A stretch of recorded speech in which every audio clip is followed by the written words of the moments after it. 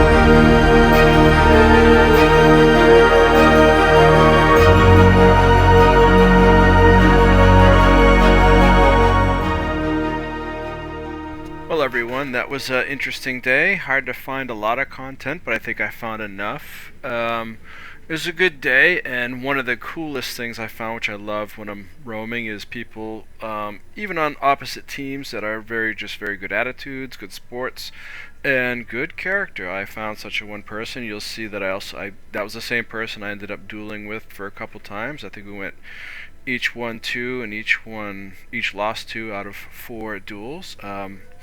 Very refreshing to find people like that in game, and they were very good. As you can see from the dueling, they didn't stand. They played smart. They didn't stand still, so that I couldn't catch them with the elixir and Shroud 5 and those such skills and unload on them. I think I got him with that once, but overall, very good player. Nice to make a new friend. Other things I learned today, shaky start. You saw that first thief I beat in the very first fight. I think that was more luck than anything, but there is a bit of luck with this. And for thief and stealth, just for free, whatever build you're on, what kind of works is any kind of AoE, don't stand still, so they can't get the drop on you. That's how I got him, as I kept moving around and dropped the AoEs while he was trying to stealth and hit. It's not always that easy, but that's a pretty good strategy. So with this, the initial things they kind of say give you ideas for your rotation on guild gen. That's where I got this build. I tried to, what they want to do is like 2, 4, 5, 4, 5, 3. And I get that these add stuff, but it's hard to really get those off when people are moving and such. So at the beginning of the video, I'm trying to do that. I kept forgetting to pop my elixir before Shroud, which you kind of want to do if you can. That is a good combo, is elixir, going to Shroud.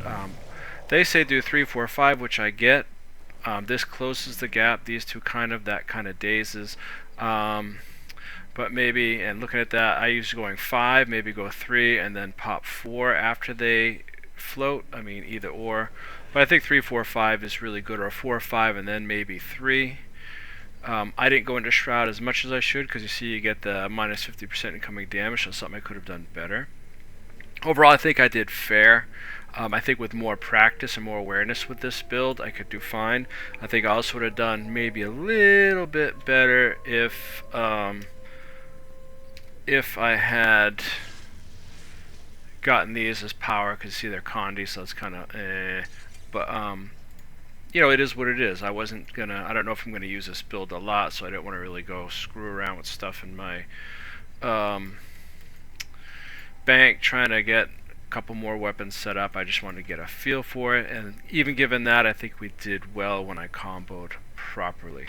So this is to my new friend. Thank you for being such an awesome player, and for the rest of you, thanks for watching, and hope you have a most excellent day.